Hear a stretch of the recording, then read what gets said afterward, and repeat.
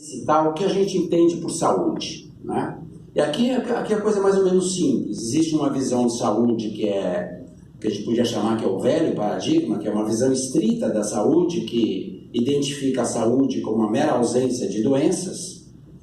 E o conceito mais amplo é o conceito que entende a saúde como um estado completo de bem-estar físico, mental e social. E não há nenhuma novidade aí, isso é a definição de saúde que foi que acabou levando, ou foi desenvolvida com a criação da Organização Mundial de Saúde, né?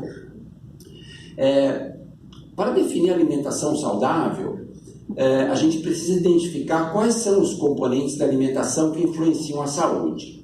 Então, o velho paradigma da relação alimentação e saúde, ela reduz a alimentação, ela só vê na alimentação os nutrientes que estão presentes nos alimentos que a gente consome ao longo do dia, né? Então, a alimentação saudável, nessa visão, é constituída por um conjunto de alimentos que iria proporcionar aqueles nutrientes que nós necessitamos para sobreviver, enfim, para o crescimento, no caso das crianças, para não ter doenças, né? E como os alimentos, eles são diferentes famílias botânicas, né, de alimentos, diferentes tipos de alimentos proporcionam diferentes nutrientes, então a gente tem esse símbolo da pirâmide nutricional, que seria a alimentação saudável, é uma alimentação que tem alimentos que fornecem carboidratos, que estão na base dessa pirâmide, depois aqueles que fornecem vitaminas e minerais, hortaliças, frutas, depois a carne, os feijões, etc. E eu tenho aí alguns grupos de alimentos que eu deveria consumir muito pouco, porque eles proporcionariam nutrientes que, na verdade, a gente não precisa ou não deveria consumir em quantidade superior, né? Então, essa visão da pirâmide nutricional, ela é um ícone aqui da relação entre alimentação e saúde. Se a gente for radicalizar essa visão, a gente vai poder entender que uma alimentação saudável poderia, por exemplo, ser proporcionada por esse produto aqui. Isso aqui não é uma realidade, né? Se vocês entrarem na internet, vocês conseguem comprar esse produto. Chama Soylent, ele foi desenvolvido por um engenheiro de informática da Califórnia, um leigo, né? E ele pegou um livro-texto de nutrição, provavelmente foi no Google e achou algum material, e que identifica qual é a quantidade de nutrientes que uma pessoa precisa ao longo do dia. Então ele começou a ver como é que ele poderia fazer isso de uma maneira prática, né? Retirando, então, usando um alimento 100% vegano. Então, ele é um sujeito muito preocupado com a questão da sustentabilidade, então isso aqui só tem alimentos de origem vegetal, e alguns copos desse produto por dia levariam preencheriam todas as nossas necessidades. E a propaganda desse produto, como vocês podem ver aqui, é exatamente essa. Quer dizer, você pode ter uma alimentação saudável ou com a pirâmide nutricional, ou então você pode tomar esse produto ao longo do dia. Esse seria o paradigma Soylent, né? Esse Soylent é interessante porque, na verdade, teve um filme nos anos 60, do Charlton Heston, né? Que ele ia para o espaço, etc., e aí ele se alimentava com esse produto, né? Então, isso virou o paradigma Soylent, né? Se a saúde dependesse apenas desses nutrientes, poderia ser uma opção. Então, você consome os alimentos, você consome o Soylent. O que nós vamos ver é que, na verdade, a alimentação tem muitos componentes que influenciam a saúde, né? Então, o velho paradigma basicamente entende a alimentação saudável como aquela que proporciona quantidades de nutrientes que satisfazem requerimentos nutricionais necessários para evitar doenças, né? O que é o novo paradigma? Para entender o novo paradigma, eu preciso começar a entender o que na alimentação poderia influenciar a saúde, né? Então, o novo paradigma ele começa definindo a saúde como um completo bem-estar físico, mental e social, e não só ausência de doença. E entende que a alimentação tem pelo menos 3 componentes que são importantes que vão influenciar a saúde. Os alimentos, obviamente com os seus nutrientes, mas como nós vamos ver, os alimentos são muito mais do que os nutrientes. A combinação de alimentos, é extremamente importante, como você combina os alimentos. Então, a combinação de alimentos é mais do que os alimentos individuais. E, finalmente, os modos de comer também influenciam a saúde, sobretudo as doenças crônicas, como a gente vai ver. Tem um conceito importante aqui, que é o conceito de matriz alimentar, né? Tem esse Jacobs e o Tapsell, são dois americanos, eles criaram esse conceito de matriz alimentar, onde eles começam dizendo o seguinte, que embora alguns poucos alimentos sejam compostos com uma única molécula, como a água e o sal, por exemplo, a grande maioria dos alimentos são organismos vivos ou são estruturas derivadas de organismos vivos. E, portanto, com toda a complexidade que a vida requer. Ou seja, alimentos não são conjuntos de nutrientes. Alimentos são conjuntos de moléculas, fluidos, organizados espacialmente de uma tal maneira que eles fazem sentido para a vida daquele organismo vivo do qual esse alimento provém, por exemplo, esse grão de cereal, e também para os organismos vivos que vão optar por se alimentar desse alimento, né? Então, essa complexidade faz com que a gente possa definir os alimentos como agrupamentos não aleatórios de células, de fluidos e moléculas criados pela natureza sob controle biológico evolucionário. Ou seja, o que eu tenho no alimento não é uma mistura aleatória de nutrientes.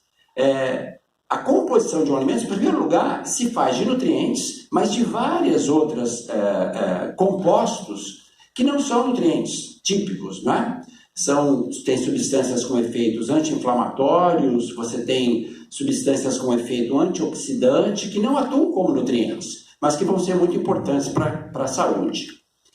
O fato de que os alimentos são estruturas complexas e são estruturas, a gente poderia dizer, inteligentes, são pacotes inteligentes de compostos químicos, é muito claro no caso do leite humano, não é? A gente sabe que o leite humano tem mais de 100 substâncias com efeito sobre a saúde do recém-nascido, né?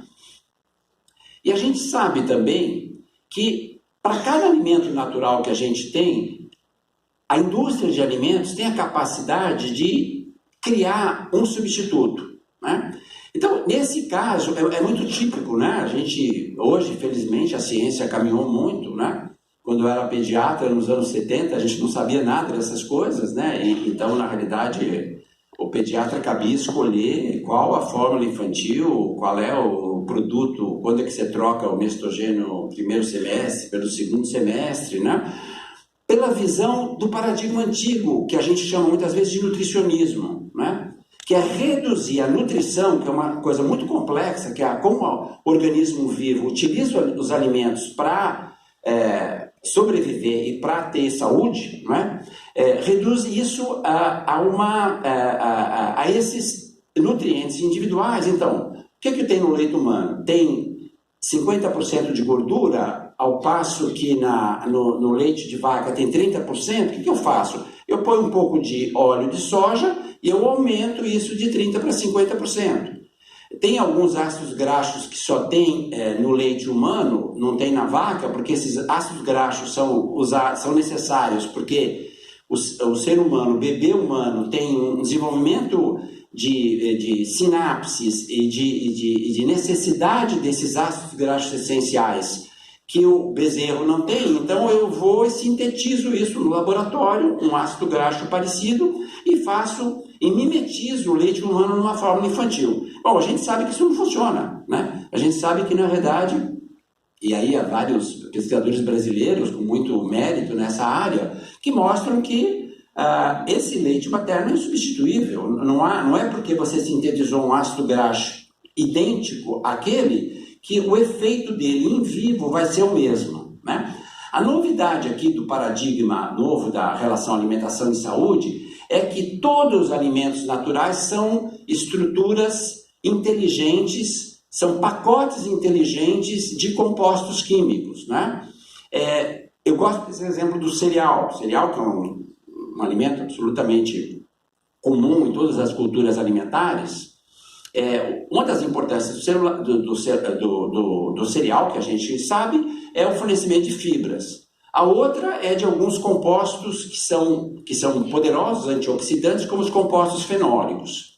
Nos cereais, os compostos fenólicos estão grudados na fibra, não é? Como eles estão grudados na fibra, eles passam incólumes praticamente pelo estômago. Eles vão, porque nós não temos capacidade de digerir a fibra, então a fibra mais o composto fenólico vai até o colo. A hora que ele chega no colo, ele encontra as bactérias, os micro-organismos que povoam o nosso colo. O que esses micro-organismos fazem? Eles começam a digerir a fibra, porque eles têm capacidade de digerir a fibra. Digerindo a fibra, eles vão liberando lentamente os compostos fenólicos, que vão entrando na nossa circulação e vão atuar como oxidantes. O que acontece quando eu tenho um cereal matinal que tem fibra adicionada? Ela não tem o composto fenólico associado. O que acontece se eu tomar uma pílula de composto fenólico? Eu vou absorver isso de uma maneira inadequada. Ele vai acabar atuando como oxidante. Então, há uma grande diferença entre cereais e cereais, né? Assim como tem uma grande diferença entre leite humano e fórmula infantil. Então, esses cereais, embora eles tenham nome de cereal, embora eles possam ter fibra, embora eles possam ter micronutrientes, eles não vão ter o mesmo efeito. Nesse caso, obviamente, eles não têm nenhuma similaridade em termos nutricional, mas mesmo que eles tenham fibra ou tenham os micronutrientes, eles não vão ter o mesmo efeito em vivo, não é? Assim como alimentos são mais do que a soma dos nutrientes que eles contêm, há uma sinergia aí entre os nutrientes, como eu mostrei no exemplo das fibras do compostos fenólicos. As comidas são mais do que a soma dos alimentos que eles contêm. E aí esses mesmos dois autores definem comidas de uma maneira muito interessante, né? São misturas não aleatórias de alimentos desenvolvidas, dessa vez, sob controle biológico, cultural, evolucionário. Por que o evolucionário? Porque aí não é só a seleção natural, biológica, que está por trás do desenvolvimento dos vários alimentos. Mas aqui existe o engenho humano, existe a cultura, existe o fato das sociedades humanas descobrirem ao longo do tempo qual é a combinação mais adequada de alimentos que vai, ao mesmo tempo, agradar o paladar. E o nosso paladar é uma coisa extremamente importante porque a gente tem capacidade inconsciente, né, de identificar se um alimento tem proteínas, se tem vitaminas, se tem, né, é muito comum essa situação, em algumas situações extremas, da pessoa identificar que tem aquele nutriente naquele alimento. Então, ela tem uma forma específica daquele nutriente, né? Ao passo que, outra vez agora, eu tenho a possibilidade de ter as comidas também industrializadas, né? Então, eu tenho outra vez aqui, assim como eu tenho o alimento real e o alimento a imitação, aqui eu tenho a comida real e a comida imitação. Então, aqui a gente tem um exemplo de um macarrão com tomate, enfim, hortaliças e um pedaço de carne. E aqui eu tenho um macarrão sabor galinha, que vocês olharem aqui na relação de ingredientes, não tem galinha nenhuma, né? Então, na verdade, como é que esse sabor é conseguido? Esse sabor é conseguido com aditivos. Então, a gente tem, nos últimos 30 anos, 40 anos, um avanço enorme da indústria de alimentos, que se tornou capaz, sobretudo por causa dos aditivos, de conseguir imitar qualquer característica natural, sensorial natural dos alimentos, cor, textura, sabor, aroma, qualquer coisa. Então você consegue ter um produto, você desconecta, né? E aí eu já estou começando a falar no conceito de alimento ultraprocessado, que é uma desconexão entre aspectos sensoriais e conteúdo nutricional dos alimentos. Então você consegue ter um produto que é a base de farinha de trigo e de óleo de soja e que pareça com um macarrão com tomates e temperos, etc.